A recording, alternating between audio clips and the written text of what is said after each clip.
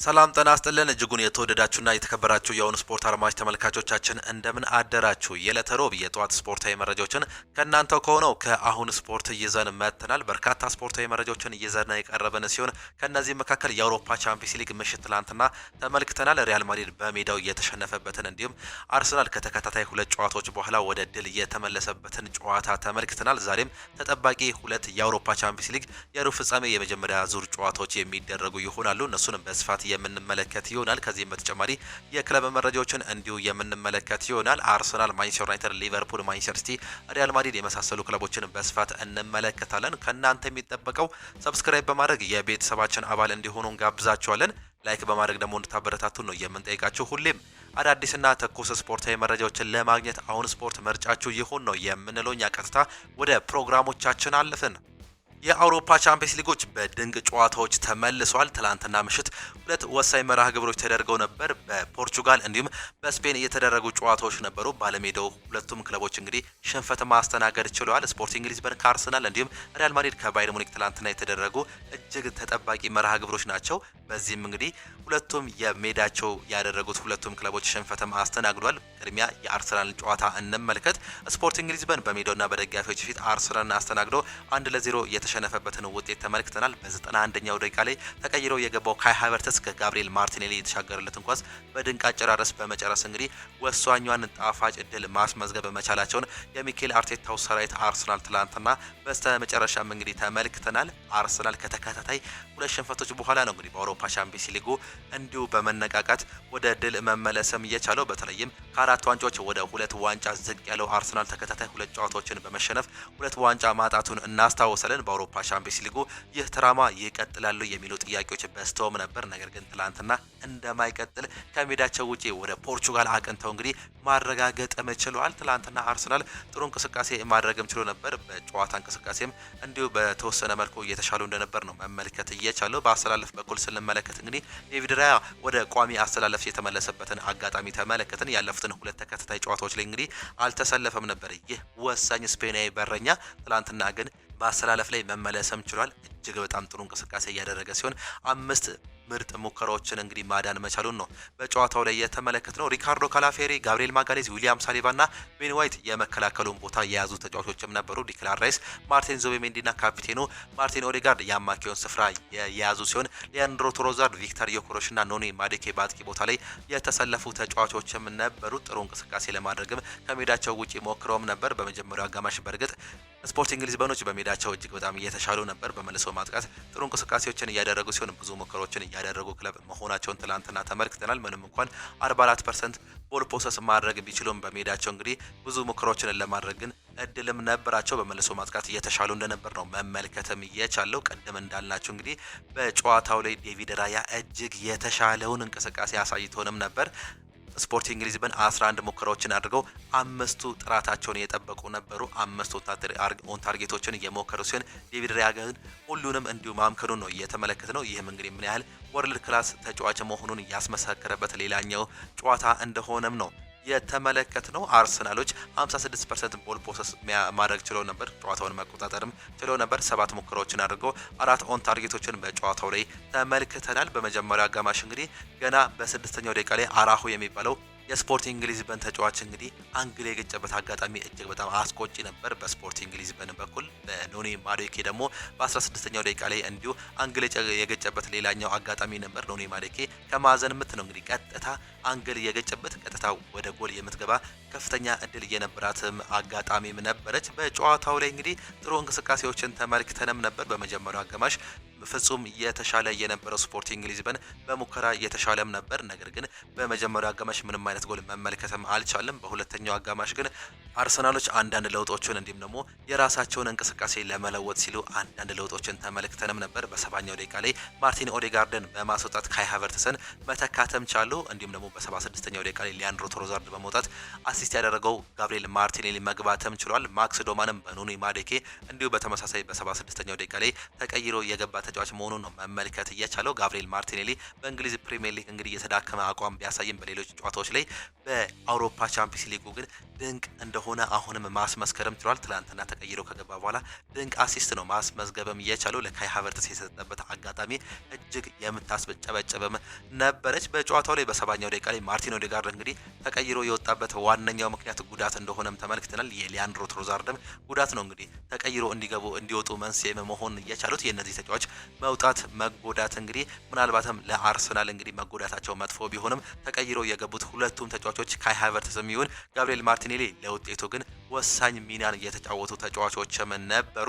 አርሰናል ትላንትና ከሜዳቸው ውጪ ማሸነፋቸው በሜዳቸው እንግዲህ የሚጠብቃቸውን የቤት ስራ እጅግ በጣም የሚያቀልላቸውም ይሆናል። ስፖርቲንግ ሊዝበኖች ጥሩ እንቅስቃሴ ቢያደርጉም እንግዲህ ኳስና መረብን ማገናኘትም አልቻሉም። አርሰናሎች ትላንትና ጥሩ እንቅስቃሴ እንዲሁ ተመልክተናል። በዚህ ዓመት በአውሮፓ ቻምፒየንስ ሊጉ ያልተሸነፈው ብቸኛው ክለብ እንደሆነ ነው የተመለከትነው። አንድ ጨዋታ ብቻ ነው እንግዲህ አቻ መውጣትም የቻለው። እስካሁን ድረስ ምንም አይነት ሽንፈትም ማስተናገድም አልቻለም። ይህ ምን አይነት እንቅስቃሴ ምን አይነት ጊዜን በአውሮፓ ቻምፒየንስ ሊጉን በድንቅ ጊዜ እያሳለፉ እንደሚገኙ አርሰናል ቤት እየተመለከትን እንገኛለን። አሁን እንግዲህ እያሳዩ የሚገኙት በተለይም እንደ ትራንስፈር ማርኬት እንዲሁም ደግሞ የተለያዩ ድረገጾች የማለፍ እድላቸውን እንዲሁ በቋት እየሰሩም ይገኛሉ። ከጨዋታው በፊት አርሰናል 85% የማለፍ እድል ነበረው። በአሁኑ ሰዓት ላይ ወደ 94% ከፍ ማለት ይችላል። 1-0 ማሸነፉን ተከትሎ 6% ብቻ ነው እንግዲህ ለስፖርቲንግ ሊዝበን እየሰጡም የሚገኙት።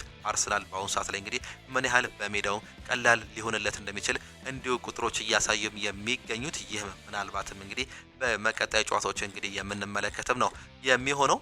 ትናንትና አርሰናል ማሸነፉን ተከትሎ እንግዲህ በእንግሊዝ ፕሪሚየር ሊግ 5 ክለቦች በቀጣይ ዓመት በአውሮፓ ቻምፒየንስ ሊግ የመሳተፍ እድል እንዳላቸው ተረጋግጧል። በአሁኑ ሰዓት ላይ ብዙ ነጥቦችን በመሰብሰብ እንግዲህ የእንግሊዝ ክለቦች ሰፊ ነጥብ እድል መያዛቸውን ተከትሎ 5 ክለቦች እንደሚያልፉ እንዲሁ ተረጋግጧል። በዚህም የተነሳ ማንቸስተር ዩናይትድ፣ ቼልሲ፣ ሊቨርፑል እንዲሁም ደግሞ አስቶን ቪላ ትልቅ እድላቸውን እንግዲህ እያሰፉም ይገኛሉ። ከ3ኛ እስከ 6ኛ ያሉ ክለቦች እንግዲህ ይህንን ለቦታ ለመያዝ እንግዲህ ከፍተኛ እድል እያገኙ የሚገኙ መሆኑን ነው እየተመለከትን የምንገኘው። ከጨዋታው በኋላ አንዳንድ ሀሳቦች ተነስተውም ነበር። እነማን ምን አሉ የሚለውን ስንመለከት እንግዲህ ሚኬል አርቴታ ሀሳቡን ሰጥቷል። ዴቪድ ራያ ስላለን እድለኞች ነን ሲልም ይናገራል። የመድፈኞቹ አሰልጣኝ ሚኬል አርቴታ ዴቪድ ራያን የዓለም ምርጡ ግብ ጠባቂ ሲሉ ነው ያወድሱት። እዚህ ከመጣ ጊዜ ጀምሮ ምርጥ አቋሙን እያሳየ ነው ያሉት አሰልጣኙ እሱ ከኛ ጋር ስላለ እጅግ በጣም ደስተኞች ነን እድለኞችም ነን ሲሉ ይገልጸዋል። አክለውም ግማሽ መንገድ ተጉዘናል። አሁን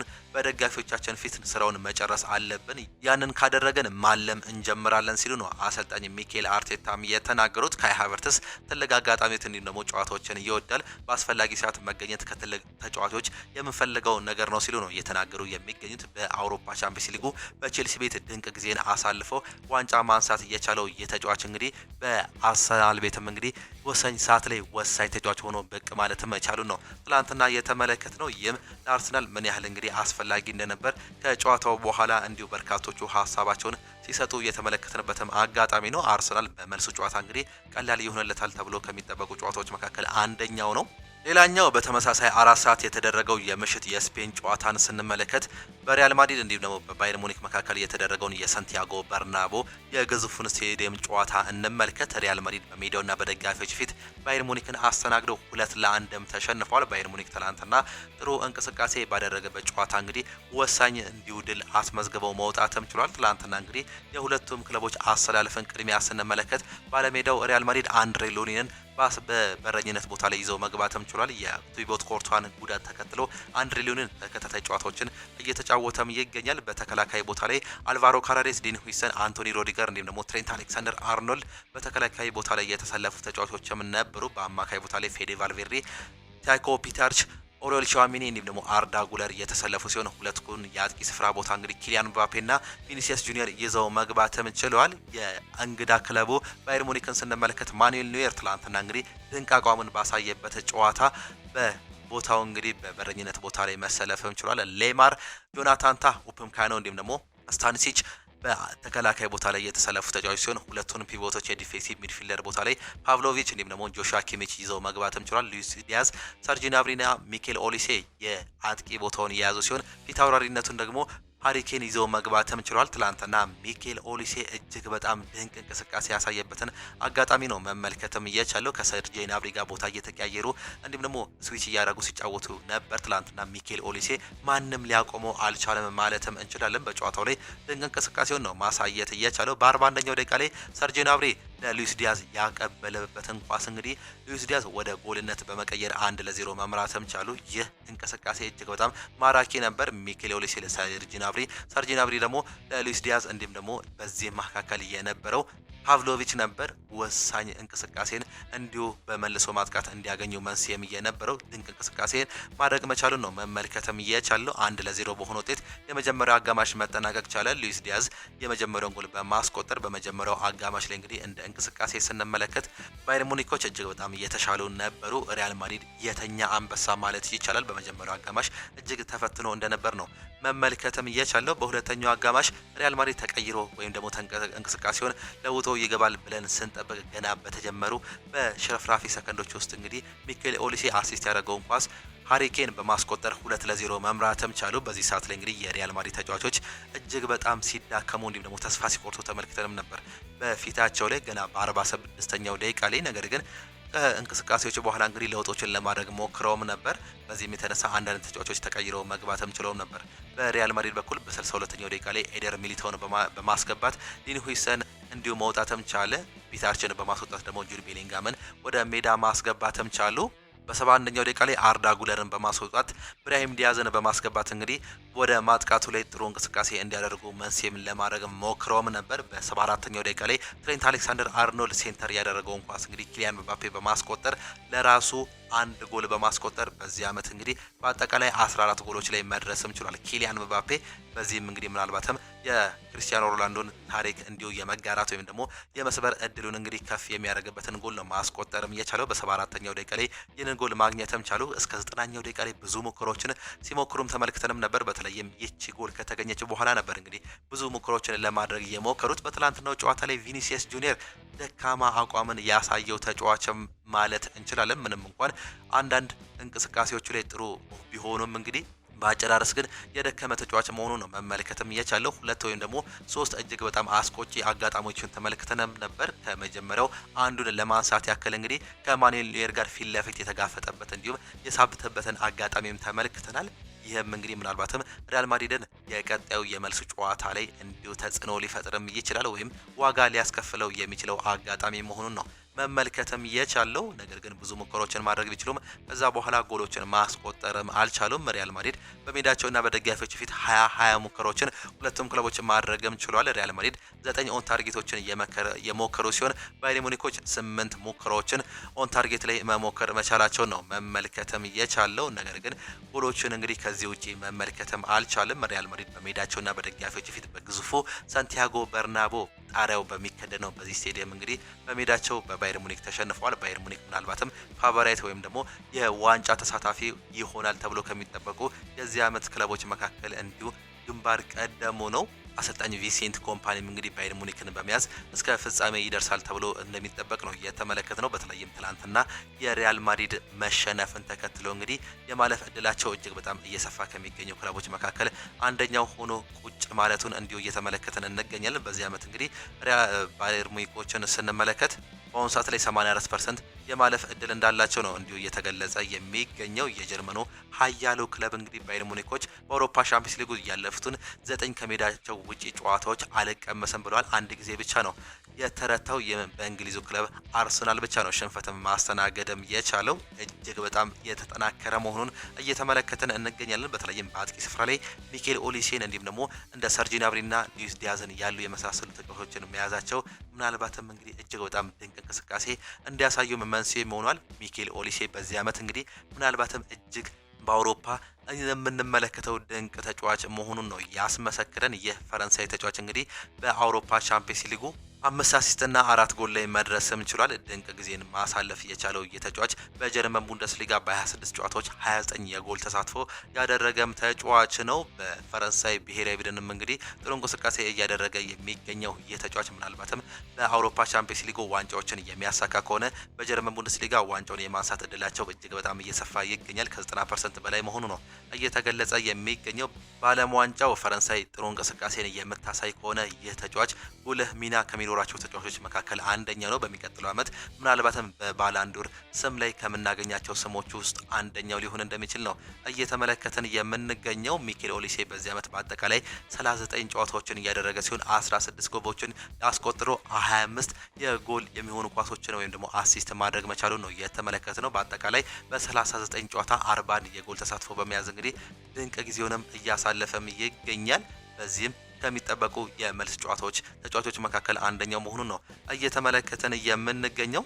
ከጨዋታው በኋላ የሪያል ማድሪድ አሰልጣኝ ነው ራውል አልቤሎ ሀሳቡን ሲሰጥ ሙኒክን በሜዳችን ማሸነፍ እንችላለን ሲሉ ነው የሚናገሩት። የሪያል ማድሪድ ዋና አሰልጣኝ ራውል አልቤሎ ባየር ሙኒክን በሜዳቸው ማሸነፍ እንችላለን በማለትም ተናግሯል። በየትኛውም ስቴዲየም የማሸነፍ አቅም እንዳለን አምናለሁ ያሉት አሰልጣኙ ያንን ደግሞ ዛሬ በፈጠርነው የግብ እድል አረጋግጠናል ሲሉም ነው የተናገሩት። አክሎም አሁንም በህይወት አለን፣ የአንድ ጎል ልዩነት ነው፣ እድሎችን መጠቀም እንችላለን፣ አሳዛኝ ነው ሲሉም ነው እየገለጹም የሚገኙት። ቀላል አይሆንም፣ ነገር ግን ሙኒክ ላይ ሄዶ ማሸነፍ የሚችል ቡድን አለን፣ እሱም ሪያል ማድሪድ ነው ሲሉ ተናግሯል። ወደ ሙኒክ የምንሄደው ጨዋታውን ለማሸነፍ ያንን ሁሉ ጠቅልለን ይዘን የምንሄድ ይሆናል ሲሉ አሰልጣኙ መናገራቸውን ነው እየሰማንም የምንገኘው። ይህ ምናልባትም እንግዲህ በአሊያንዝ አሬና እንግዲህ እጅግ በጣም ተጠባቂው ሌላኛው የመልስ ጨዋታ ሆኖ ይቀጥላል። በቀጣይ ሳምንት ሮብ ዕለት የምንመለከተው በአውሮፓ ቻምፒየንስ ሊጉ ዛሬም ቀጥለው የሚካሄዱ ጨዋታዎች አሉ። ሁለት ወሳኝ መርሃ ግብር ምሽት 4 ሰዓት ላይ የሚደረጉ ይሆናሉ። የመጀመሪያው በፓርክ ዴ ፕሪንስ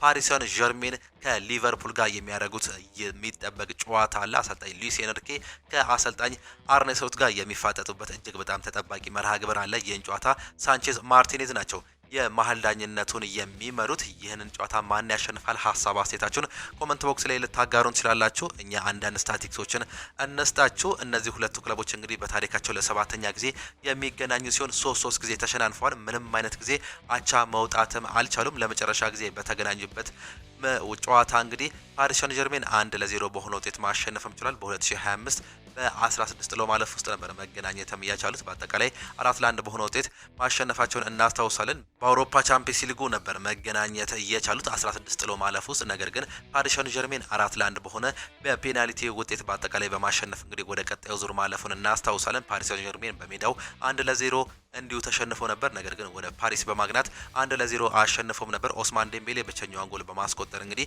ወደ ፔናልቲ እንዲያመሩ ወሳኛውን ሚናን የተጫወተ ተጫዋች ነበር። በተለይም አምና የአውሮፓ ቻምፒየንስ ሊጉን ሲያሳኩ እንግዲህ ይህ ወሳኝ ጨዋታ እንደነበር በርካቶቻችን የምናስታውሰው ነው። በተለይም እንግዲህ ሊቨርፑል እጅግ በጣም ተጠናክሮ የነበረበትን እንዲሁም በእንግሊዝ ፕሪሚየር ሊግ ዋንጫ ያነሳበትን አመት እንዲሁ የተጠናከረ ቢሆንም ፓሪስ ሰን ዠርሜኖች ግን ያንን ጨዋታ እንግዲህ ወደ አንፊልድ አቅንተው 1-0 በማሸነፍ ወደ ፔናልቲ በማቅናት እንግዲህ እንዲሁ አሸንፈው መውጣታቸውን በርካቶቻችን እናስታውሳለን። ከዛ በኋላ ድንቅ እንቅስቃሴን በማሳየት ነበር እንግዲህ ፓሪስ ሰን ዠርሜኖች እስከ ፍጻሜ በመሄድ የፍጻሜውን ጨዋታ አሸንፈው ዋንጫውን ማንሳት እየቻሉት። በዚህ አመትም እንዲሁ ቅድሚያ ግምት እየተሰጣቸው ይገኛል። በተለይም ይህንን ጨዋታ ፓሪስ ሰን ዠርሜን ከሊቨርፑል በሚያደርጉት ጨዋታ ፓሪስ ሰን ዠርሜን ቅድሚያ ግምት ነው እያገኘ የሚገኘው። ሊቨርፑል እንዳምናው አይደለም። በእርግጥ ሁለቱም ክለቦች እንዳምናው ኮንሲስተንሲያቸው የቀነሰ ነው። ነገር ግን ይህ በአሁኑ ሰዓት ላይ በሚገኘው ስታቲክስ ብንመለከት ፓሪስ ሰን ዠርሜን የተሻለ ክለብ ነው። ሊቨርፑል እንዲሁ እየተንኮታኮተ እየደከመ የሚገኝ ክለብ ነው። በኤፍኤ ካፑ እንዲሁ በማንቸስተር ሲቲ 4-0 የተሸነፈበትን ጨዋታ እናስታውሳለን። ምናልባትም እንግዲህ አሰልጣኝ አርነ ስሎት በዚህ ዓመት ካዩዋቸው የወረዱ አቋሞች የመጀመሪያው እንዲሁም ደግሞ መጥፎ ነው ሲሉ ገልጾትም ነበር። በዛ ጨዋታ ያሳዩትን አቋም ምናልባትም በአውሮፓ ቻምፒየንስ ሊግ ቢደግሙት እንግዲህ ፓሪስ ሰን ዠርሜን ምናልባት የጎል ናዳዎች የሚያዘንብበት እድል ይኖራል ሲሉ በርካቶችም ያነሳሉ። ነገር ግን በአውሮፓ ቻምፒየንስ ሊግ እንደዚህ አይነት ጨዋታዎችን ልንመለከትበት የምንችልበት እድል እጅግ በጣም ጠባብ ነው። በሁለቱም ክለቦች መካከል እንዲሁ ፉክክሮችን የምንመለከት ነው የሚሆነው። በዚህ ጨዋታ ላይ የማይገኙ ተጫዋቾችን ስንመለከት በባለሜዳው ፓሪስ ሰን ዠርሜን በኩል ብራድኪ ባርኮላ በጉዳት ምክንያት አይገኝም። ማዩሉም እንዲሁ ጉዳት ላይ እንዳለ ነው የተገለጸው። ፋቢያን ሩይዝ እስካሁን ያልተመለሰ ተጫዋች ነው። ምናልባትም እንግዲህ የብራድኪ ባርኮላና ማዩሉ አለመኖር ምናልባትም በአጥቂ ስፍራው ላይ የመሳሳት እድል ሊኖረው እንደሚችል እየተገለጸም ነው የሚገኘው። በሊቨርፑል በኩል እንግዲህ ኮነር ብራድሊ፣ አሊሰን ቤከር እንዲሁም ደግሞ ዋታሮ ኢንዶ በጨዋታ ላይ የማይገኙ ተጫዋቾች ናቸው። በጉዳት ምክንያት እንደማይገኙ ተገልጿል። ምናልባትም ማማርዳሽቪሊን ይዞ የሚገባው የአርኔ ስሎት ሊቨርፑል በመከላከል እንዲሁም በበረኝነት ቦታ ላይ አሁንም ጥያቄዎች ሊነሱበት የሚችሉበት ቦታ ሊሆን ይችላል። በፓሪስ ሰን ዠርሜን በኩል ደግሞ የፓሪስ ሰን ዠርሜን የአጥቂ ስፍራ እጅግ በጣም አስፈሪ ነው። ፈተና የሚሆንበት ሌላኛው እድልም አለ። በዚህ ዓመት ክቪቻ ክቫራትስኬሊያ 7 ጎልና 4 አሲስት በማስመዝገብ እንግዲህ በአውሮፓ ቻምፒየንስ ሊጉ በፓሪስ ሰን ዠርሜን ቤት የሚጠራ ተጫዋች ነው። ቪቺኒያ 6 ጎልና 1 አሲስት አለው። ዲዜሬ ዱዌ 4 ጎልና 2 አሲስት፣ አሽራፍ ሀኪሚ 1 ጎልና 5 አሲስት ያስመዘገቡ ተጫዋቾች ናቸው። በዚህ ዓመት በሊቨርፑል ቤት እንግዲህ ድንቅ አቋሙን እያሳየ የሚገኘው በሁሉም ቦታዎች እየተጫወተ የሚገኘው ዶሚኒክ ሶቦዝላይ 5 ጎልና 4 አሲስት አስመዝግቧል። 9 የጎል ተሳትፎም አለው። ሞሐመድ ሳላ 3 ጎልና 2 አሲስት፣ ቨርጂል ቫን ዳይክ 2 ጎልና 3 አሲስት፣ ማካሊስተር 3 ጎልና 1 አሲስት ያስመዘገቡ የዚህ ዓመት የአውሮፓ ቻምፒየንስ ሊግ ተጠሪ ተጫዋቾች ናቸው። በሊቨርፑል በኩል የዛሬው ጨዋታ እጅግ በጣም ተጠባቂም ያደርገዋል። ምናልባትም እንግዲህ ልዩነቶች እነማን ይፈጥራሉ ብለን ብንጠብቅ በፓሪስ ሰን ዠርሜን ቤት እንግዲህ እንደ ክቪቻ ክቫራትስኬሊያ ያሉ የአጥቂ ስፍራ ተጫዋቾች እንግዲህ ለውጥ ሊያመጡ የሚችሉበት እድልም አለ። ኦስማን ዴምቤሌ እንዲሁ የአምና የባላንዶር አሸናፊው በዚህ የአውሮፓ ቻምፒየንስ ሊግ ላይ እንዲሁ ልዩነት ከሚፈጥሩ ተጫዋቾች መካከል አንደኛው እንደሆነ እየተነሳም ይገኛል። ሊቨርፑል ምናልባትም እንግዲህ እንደ ሙሐመድ ሳላህ፣ ዶሚኒክ ሶቦዝላይ እንዲሁም ፍሎሪያን ቪርተዝ ያሉ ተጫዋቾችን ቢይዝም በዚህ ዓመት ግን ኮንሲስተንት መሆንም አልቻለም፣ መዋቀርም አልቻለም። በዛሬው ጨዋታ ግን ልዩነት የሚፈጥሩ እንደ ሙሐመድ ሳላህ ያሉ ተጫዋቾች ተጠባቂም ይሆናሉ ተብሎም ይጠበቃል። ይህ ጨዋታ በፈረንሳይ ፓርክ ደ ፍሬንስ ምሽት 4 ሰዓት ላይ የአውሮፓ ቻምፒየንስ ሊግ የመጀመሪያ ዙር የሩብ ፍጻሜ ጨዋታ የሚደረግ ነው የሚሆነው። ይህን ጨዋታ እንዲሁ ሀሳብ አስተያየታቸውን ስጡበት። ሌላኛው ባርሴሎና ከአትሌቲኮ ዲ ማድሪድ ሁለቱ የስፔን ላሊጋ ሀያላን ክለቦች እንዲሁ ዛሬ የሚገናኙም ይሆናሉ። እሁድ ዕለት እንደተገናኙ እናስታውሳለን። ስፔን ላሊጋ በተደረገ ጨዋታ እንግዲህ ባርሴሎና አትሌቲኮ ዲ ማድሪድን 2-1 በሆነ ውጤት ማሸነፉን እናስታውሳለን። በተለይም በስተመጨረሻ ሮበርት ሌቫንዶስኪ ባስቆጠራት ጎል እንግዲህ ወሳኝ 3 ነጥብ ይዘው መውጣታቸውን እናስታውሳለን። ከ3 ቀን በኋላ ዳግም በአውሮፓ ቻምፒየንስ ሊጉ በስፖቲፋይ ካምፕ ኑ እንዲሁ የሚገናኙም ይሆናሉ። በኮፓ ዴላሬ እንግዲህ አትሌቲኮ ዲ ማድሪድ ማሸነፉን በደርሶ መልስ እናስታውሳለን። 4-0 በሜዳው አሸንፈው ከሜዳቸው ውጪ ደግሞ 3-0 ተሸንፈው ወደ ፍጻሜ መድረሳቸውን የምናስታውሰው ጉዳይ ነው። በአውሮፓ ቻምፒየንስ ሊግ ውስጥ ይህንን የደርሶ መልስ ማን ያሸንፋል? እጅግ በጣም ተጠባቂው ጨዋታ ነው። አሰልጣኝ ሃንሲ ፊሊክ የሜዳውን ጨዋታ ጨርሰን ማለፍ አለብን ሲሉ ሀሳባቸውን እየሰጡም ይገኛሉ። ጨዋታው እጅግ በጣም ከባድ ነው እናውቃለን። በተለይም በስፔን ላሊጋ የሚገኝ ክለብ መሆኑን ተከትሎ እንተዋወቃለን። ይህ ከባድ ሊያደርግብንም ይችላል ሲሉ ነው እየገለጹ የሚገኙት። በታሪክ እንግዲህ በተገናኙበት ጊዜ ባርሴሎና 116 ጊዜ አትሌቲኮ ማድሪድን ያሸነፈ ሲሆን 83 ጊዜ አትሌቲኮ ማድሪድ አሸንፏል። 58ቱን በአቻ ውጤት ነው ማጠናቀቅ የቻሉት። የመጨረሻ 5 ግንኙነታቸውን ስንመለከት እንግዲህ 4ቱን በባርሴሎና አሸናፊነት የተጠናቀቀ ሲሆን አንድ ጨዋታ ብቻ ነው እንግዲህ አትሌቲኮ ዲ ማድሪድ ማሸነፍ የቻለው። እሱም በኮፓ ዴላሬው 4-0 ያሸነፈበትን የዋንዳ ሜትሮፖሊታኖ ስቴዲየም ጨዋታ እናስታውሳለን በቅርቡ። ከዛ ውጪ ባርሴሎና ፍጹም የጨዋታ የበላይነት አለው በውጤትም ረገድ ማለት ነው። በዛሬው ጨዋታ ላይ የማይገኙ ተጫዋቾችን ስንመለከት በባርሴሎና በኩል ፍራንኪ ዲዮንግ በጨዋታ ላይ አይገኝም። ራፊኒያም ጉዳት ላይ እንዳለ ነው እየተገለጸ የሚገኘው። ማርክ በርናልና ክሪስቲያንሰን በጉዳት ምክንያት የማይገኙ የባርሴሎና ተጫዋቾች ሲሆን በአትሌቲኮ ዲ ማድሪድ በኩል ፓብሎ ባሪስ በጉዳት ምክንያት አይገኝም። ጄሚኔዝ እንዲሁም ደግሞ ካርሳዶ በጉዳት ምክንያት የማይገኙ ሶስቱ የአትሌቲኮ ዲ ማድሪድ ተጫዋቾች መሆናቸው እየተገለጸ ይገኛል። በዛሬው ጨዋታ ላይ ከሚጠበቁ ተጫዋቾች መካከል በአትሌቲኮ ዲ ማድሪድ በኩል አርጀንቲናው ጁሊያን አልቫሬዝ ይጠበቃል። በዚህ ዓመት በአውሮፓ ሻምፒየንስ ሊጉ 8 ጎልና 4 አሲስት በማስመዝገብ 12 የጎል ተሳትፎ ያለው ድንቅ ጊዜውን እያሳለፈ የሚገኝ ተጫዋች ነው። አጥቂው ስሮርዝ ደግሞ 5 ጎልና 1 አሲስት፣ አንቷን ግሪዝማን 2 ጎልና 3 አሲስት፣ ሎሬንቴ 4 ጎል በማስቆጠር የሚጠቀሱ ተጫዋቾች ሲሆን በባለሜዳው ባርሴሎና በኩል ስንመለከት ፈርሚን ሎፔዝ 6 ጎልና 4 አሲስት በማስመዝገብ ይጠቀሳል። የቀድሞ የማንቸስተር ዩናይትድ ተጫዋች በውሰት ባርሴሎና የሚጫወተው ማርከስ ራሽፎርድ ደግሞ 5 ጎልና 3 አሲስት ያለው ሲሆን ላሚን ያማል 5 ጎልና 3 አሲስት በተመሳሳይ የያዘ ተጫዋች ነው። በጉዳት የማይገኘው ራፊኒያ 3 ጎልና 2 አሲስት በማስመዝገብ በአውሮፓ ቻምፒየንስ ሊጉ የሚጠቀሱ ተጫዋቾች ናቸው። ይህ ጨዋታ ከባዱን ፈተና እንግዲህ በስፖቲፋይ ካምፕ ኑ የምንመለከት ይሆናል። ይህንን ጨዋታ ማን ያሸንፋል? ሀሳብ አስተያየታችሁን ኮመንት ቦክስ ላይ ልታጋሩንም ትችላላችሁ። ሌላኛው ጨዋታ ስፖርቲንግ ብራጋ ከሪያል ቤቲስ ጋር የሚያደርጉት የዩሮፓ ሊግ አንድ ተጠባቂ መርሃ ግብር አለ። 3:45 የሚጀምር ጨዋታ ነው። ይህ ጨዋታ ሪያል ቤቲስ ከሜዳቸው ውጪ ከስፖርቲንግ ብራጋ ጋር የሚያደርጉት ተጠባቂ መርሃ ግብር አለ። በታሪካቸው ሁለት ጊዜ ተገናኝተው ነበር። ሁለቱንም በአቻ ውጤት ነው መጨረስ እየቻሉት። ለመጨረሻ ጊዜ በወዳጅነት ጨዋታ 2018 ነበር መገናኘትም የቻሉት። አንድ አቻ በሆነ ውጤት አጠናቀውም ነበር። ዛሬ በጥሎ ማለፉ እንዲሁ የሚገናኘውም ይሆናል። በዚህ ጨዋታ ከሚጠበቁ ተጫዋቾች መካከል እንግዲህ የማንቸስተር ዩናይትድ ተጫዋች የነበረው አንቶኒ ይጠቀሳል። በዩሮፓ ሊጉ 5 ጎልና 3 አሲስት በማስመዝገብ እንዲሁ የሚጠቀስ ተጫዋች ነው። ይህንንም ጨዋታ እንድታዩ ጋበዝናችሁ። ከጨዋታ ጥቆማዎቻችን ወጣ ስንል ደግሞ እንግዲህ አንዳንድ ነገሮችን ደግሞ ወይም ደግሞ አንዳንድ ዜናዎችን እናንሳ። ሉዊስ ኤንሪኬ ይናገራሉ። ሊቨርፑል ምርጥ ቡድን ነው ሲሉ ነው የሚናገሩት። የፓሪስ ሰን ጀርሜን ዋና አሰልጣኝ ሉዊስ ኤንሪኬ ከዛሬው የሊቨርፑል የአውሮፓ ሻምፒዮንስ ሊግ ጨዋታ በፊት አስተያየታቸውን እየሰጡ ሲሆን ምን አሉ የሚለውን ስንመለከት እንግዲህ ጨዋታው ለሁለቱም ቡድኖች አስቸጋሪ ይሆናል፣ ነገር ግን እኛ ዝግጁ ነን ሲሉም ነው የተናገሩት። ባለፈው ዓመት የአሸናፊነት ግምት የነበረው ሊቨርፑል ነበር። ጨዋታውን ያሸነፈው ግን ፓሪስ ሰን ጀርሜን ነው ሲሉ ይናገራሉ። በዚህ ደረጃ ላይ የትኛውን ቡድን ከየትኛውን ቡድን የበለጠ አይደለም። ስለዚህ ፓሪስ ሰን ጀርሜን የተሻለ እድል የለውም ሲሉ ነው የሚናገሩት። በተለይም ያምነውን ውጤት በማንሳት እነሱ ተጠብቀው እኛ አለፈን፣ በዚህ ዓመት ደግሞ እኛ ተጠብቀን እነሱ ሊያልፉ ይችላሉ፣ ነገር ግን አሁንም ቢሆን እኛ ዝግጁ ነን ሲሉ መናገራቸውን ነው የተመለከትነው። ያለብንን ስራ ከባድነት እናውቃለን። ምርጥ ቡድን ናቸው፣ ጥሩ አሰልጣኝም አላቸው፣ ከእንግሊዝ ቡድን መጫወት ለምደናል ሲሉም የተናገሩ ሲሆን በጨዋታው ከሊቨርፑል የተሻለ የኳስ ቁጥጥር እንደሚኖረንም ደግሞ ተስፋም አድርጋለሁ ሲሉ አሰልጣኝ ሉዊስ ኤንሪኬ ነው እየተናገሩ የሚገኙት። ተጠባቂ መርሃ ግብር መሆኑን እየተመለከትን እንገኛለን። የቀድሞ የአርሰናል ተጫዋች ጫማውንም ሰቅሏል። ሰቅሏል።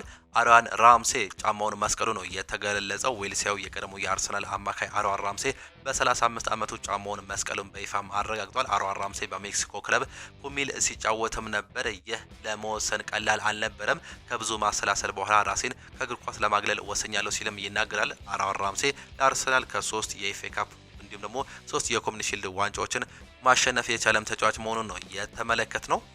ኤቭራ ይናገራል። በካሪክ ቢያንስ የአውሮፓ ሻምፒዮንስ ሊግ ቦታ ማለም ችለናል ሲልም ነው የሚናገረው። የቀድሞ የማንቸስተር ዩናይትድ ተጫዋች የሆነው ፓትሪክ ኤቭራ ማይክል ካሪክ በቋሚነት ቢቀጥል የሚል ድጋፍን ነው የሰጠው። ፓትሪክ ኤቭራ ሲናገርም በንግግሩ ላይም ይህ መናገር ከባድ ቢሆንም በካሪክ ቢያንስ የአውሮፓ ሻምፒዮንስ ሊግን ቦታ ማለም ችለናል ሲልም ይናገራል። ምክንያቱም እኔ በክለቡ እያለው ያለን ሳልም መሆንም የሚጠበቅ አልነበረም። ባለፉት አሰልጣኞችም ሲልም ነው እየተናገረ የነበረው። 4 ውስጥ መግባት እጅግ በጣም ከባድ ነው፣ እንደ ዋንጫ ማሸነፍ ነው ሲልም ነው የሚናገረው። ስለ ቋሚነት ቦታ የተጠየቀው ኤቭራ በቅድሚያ ሻምፒዮንስ ሊግ መግባት አለበት፣ እኔ ዛሬ ነው የምኖረው ሲልም ነው የሚናገረው። አክሎም እንግዲህ አንዳንዶች ልምድ የለውም ሲሉ እሰማለሁ፣ ነገር ግን ሁሉም ሞክረን አልሰራም፣ ግን አሁን እሱ እየሰራ ነው፣ ስለዚህ እሱን ብንሞክረው አይጎዳም ሲልም ነው ሀሳቡን እየሰጠም የሚገኘው።